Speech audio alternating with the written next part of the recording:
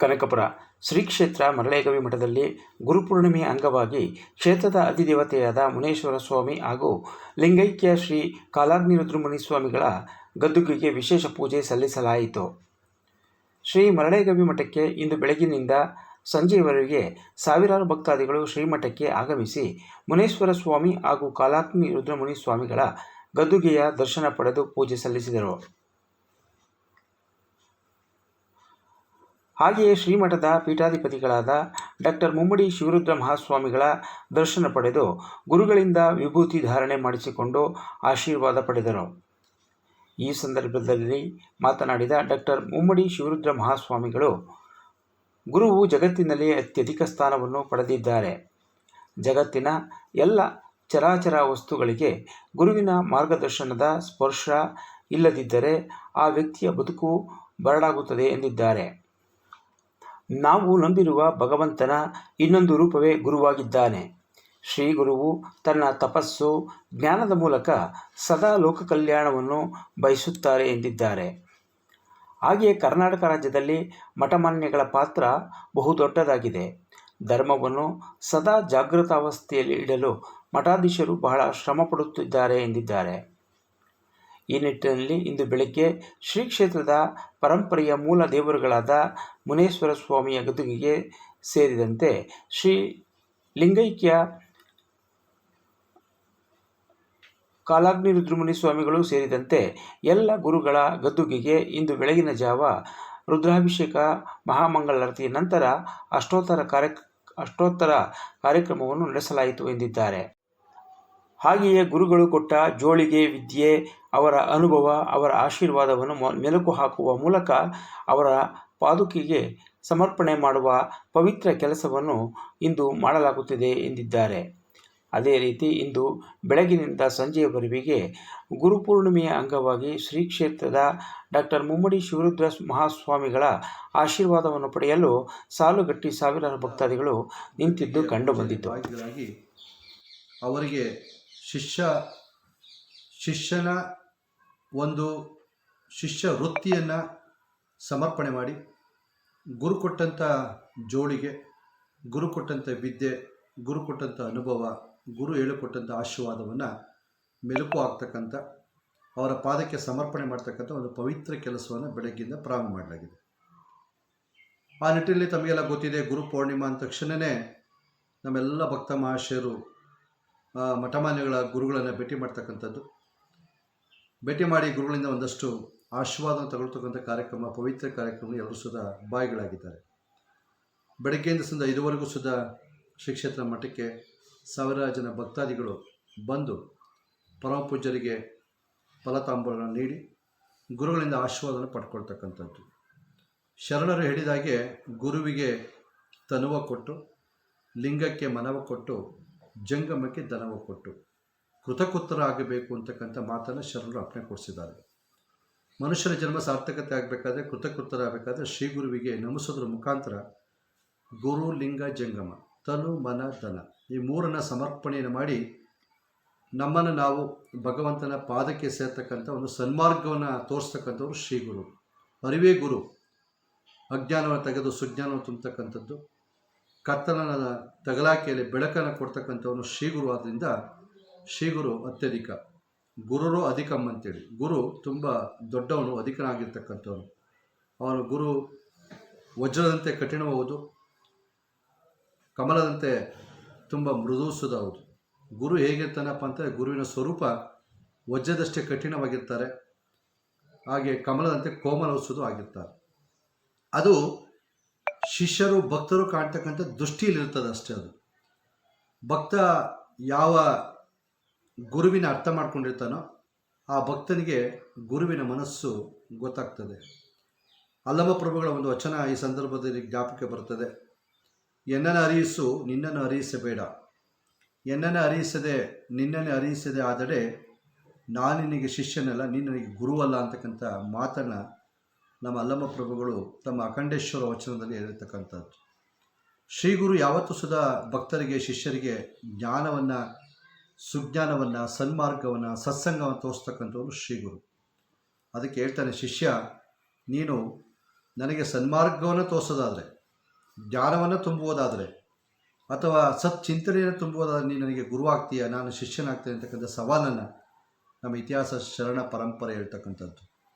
ಈ ಪ್ರಸ್ತುತ ದಿನಮಾನಗಳ 21ನೇ ಶತಮಾನದಲ್ಲಿ ತಮಗೆಲ್ಲ ಗೊತ್ತಿದೆ, ಎಲ್ಲ ಮನುಕುಲ ಒತ್ತಡಕ್ಕೆ ಒಳಗಾಗಿ ತನ್ನ ಮಾನಸಿಕ ಬದುಕನ್ನೇ ನಿರಾಶೆ ಮಾಡಿಕೊಳ್ತಕ್ಕಂಥ ಒಂದು ದುಷ್ಪ್ರಯತ್ನದಲ್ಲಿದ್ದಾನೆ. ಇದು ಮುಖ್ಯ ಅಲ್ಲ. ಮನುಷ್ಯನಿಗೆ ಹುಟ್ಟು ಮತ್ತು ಮರಣದ ಮಧ್ಯೆ ಬೇಕಾಗಿರ್ತಕ್ಕಂಥದ್ದು ಒಂದಷ್ಟು ಸನ್ಮಾರ್ಗ, ಸಚ್ಚಿಂತನೆ, ಸತ್ಸಂಗ. ಇದಕ್ಕೆ ನಮ್ಮಲ್ಲಿ ನಾವು ಅದಕ್ಕೆ ಕಾಲಾವಕಾಶಗಳನ್ನು ಮಾಡ್ಕೋಬೇಕು. ಬಿಡುವಿಲ್ಲದ ಕೆಲಸ ಕಾಯಕದ ಮಧ್ಯೆ ನಾವು ಒಂದಿಷ್ಟು ನಮ್ಮ ಒಂದು ಆತ್ಮ ಉದ್ಧಾರಕ್ಕೋಸ್ಕರ, ನಮ್ಮ ಆತ್ಮ ಬೆಳವಣಿಗೆಗೋಸ್ಕರ, ಧರ್ಮ ಕಾಪಾಡಲಿಕ್ಕೋಸ್ಕರ ಸನ್ಮಾರ್ಗಕ್ಕೆ ಹೋಗಬೇಕಾದ್ರೆ ಶ್ರೀ ಗುರುವಿನ ಮುಖಾಂತರ ಕುಳಿತು ಒಂದಷ್ಟು ಸತ್ಸಂಗದ ಸತ್ವಿಂಚನ ತಿಂದ್ಕೊಂಡ್ರೆ ನಾವು ಧರ್ಮವನ್ನು ಉಳಿಸ್ಬೋದು, ನಾವು ಸನ್ಮಾರ್ಗದಲ್ಲಿಸೋದು ಹೋಗ್ಬೋದು, ನಮ್ಮ ಜನ್ಮ ಉಳಿಸೋದ ಸಾರ್ಥಕತೆ ಮಾಡ್ಕೋಬೇಕು. ಯಾಕೆಂದರೆ ಭಾರತೀಯ ಪರಂಪರೆಯಲ್ಲಿ ತುಂಬ ಸನಾತನವಾದ ಧರ್ಮ ನಮ್ಮ ಭಾರತೀಯ ಧರ್ಮ. ಇದನ್ನು ಸಾಧು ಸತ್ಪುರುಷರು, ದಾರ್ಶನಿಕರು, ತತ್ವಜ್ಞಾನಿಗಳು, ಮಠಾಧೀಶ್ವರರು ಇವರೆಲ್ಲರೂ ಸುಧಾ ಆ ಕಡೆ ಮುಖ ಮಾಡಿ ಕೇವಲ ಭಾರತ ದೇಶ ಅಲ್ಲ, ಇಡೀ ವಿಶ್ವವೇ ನೆಮ್ಮದಿ ಶಾಂತಿಯಾಗಿರಬೇಕು, ಲೋಕ ಕಲ್ಯಾಣ ಆಗಬೇಕು ಅಂತೇಳಿ ಮಂತ್ರ ಪಠಣವನ್ನು ಜಪಣೆ ಮಾಡ್ತಾಯಿದ್ದಾರೆ. ಇವತ್ತೆಲ್ಲರೂ ಸುಧಾ ಮಂತ್ರ ಪಠಣ ಜಪದ ಒಂದು ಫಲಗಳು ಇಲ್ಲದೇ ಇದ್ದರೆ, ತಪಸ್ಸಿನ ಫಲಗಳು ಇಲ್ಲದೇ ಇದ್ದರೆ ಭಾರತ ದೇಶ ಇಷ್ಟೊಂದು ನೆಮ್ಮದಿಯಾಗಿ ಶಾಂತಿಯಾಗಿರಲಿಕ್ಕೆ ಸಾಧ್ಯತೆ ಆಗ್ತಾಯಿಲ್ಲ. ಅದಕ್ಕೆ ಬೇಕು ಶ್ರೀ ಗುರು. ಶ್ರೀ ಗುರು ಎತ್ತ ಹೋದರೆ ನಮ್ಮ ಕತ್ತಲನ್ನು ಹೋಗಲಾಡಿಸಿ ನಮ್ಮಲ್ಲಿ ಒಂದಷ್ಟು ಬೆಳಕನ್ನು ತುಂಬಿ ನಮ್ಮ ಬದುಕನ್ನು ಬಂಗಾರ ಮಾಡ್ತಕ್ಕಂಥದ್ದು, ಬದುಕನ್ನು ಸನ್ಮಾರ್ಗ ಮಾಡ್ತಕ್ಕಂಥದ್ದು ಶ್ರೀ ಗುರು. ಆದ್ದರಿಂದ ನಾವು ಯಾವತ್ತೂ ಸುಧಾ ಗುರುವಿನ ಗುಲಾಮ ಆಗುವ ತನಕ ದೊರೆಯದಣ್ಣ ಮುಕುತಿ ಅಂತಕ್ಕಂಥ ಮಾತನ್ನು ಹೇಳಿದಾರೋ ಹಾಗೆ ನಾವು ಯಾವತ್ತೂ ಸುಧಾ ಗುರುವಿನ ಪಾದಕ್ಕೆ ಶರಣಾಗಬೇಕು. ಗುರುವಿನ ಪಾದಕ್ಕೆ ಶರಣಾದಾಗಲೇ ನಮಗೆ ಸದ್ಗತಿ ಸಾಧ್ಯ ಅಂತಕ್ಕಂಥ ಮಾತನ್ನು ಮತ್ತೊಮ್ಮೆ ಮಗದೊಮ್ಮೆ ಈ ಗುರು ಪೂರ್ಣಿಮೆ ದಿವಸ ಭಕ್ತ ಸಮೂಹಕ್ಕೆ ಸಂದೇಶ ರೂಪಕವಾಗಿ ಹೇಳ್ತಾ, ತಮಗೆ, ತಮ್ಮ ಕುಟುಂಬಕ್ಕೆ ಎಲ್ಲರಿಗೂ ಸುಧಾ ಸನ್ಮಂಗಳು ಉಂಟು ಮಾಡಲಿ ಅಂತೇಳಿ ಈ ಮೂಲಕ ಶ್ರೀ ಕ್ಷೇತ್ರ ಮರಳೇಗಮಠದ ಶಿವಯೋಗಿ ಮುನೇಶ್ವರ ಸ್ವಾಮಿ, ಲಿಂಗೈಕ್ಯ ಪರಮಪೂಜ್ಯ ಕಾಲಜ್ಞ ಮಹಾಸ್ವಾಮಿಗಳು ಹಾಗೂ ಮುಮ್ಮಡಿ ಶುದ್ಧ ಸ್ವಾಮಿಗಳ ಆಶೀರ್ವಾದ ಸದಾ ನಿಮ್ಮ ಮೇಲೆ ಇರ್ತದೆ ಅಂತಕ್ಕಂಥ ಶುಭ ನುಡಿಯನ್ನು ಹೇಳ್ತಾ ಈ 4 ಮಾತುಗಳನ್ನು ಮುಕ್ತಾಯ ಮಾಡ್ತೀವಿ.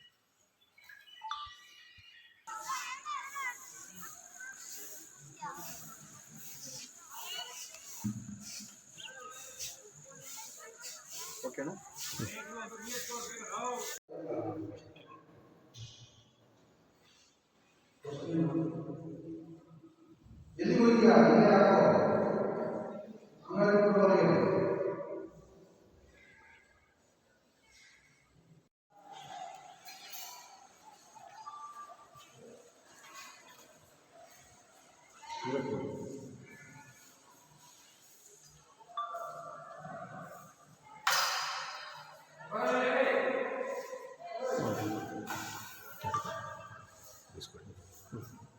ಸುರೇಶ್ ಸುರೇಶ್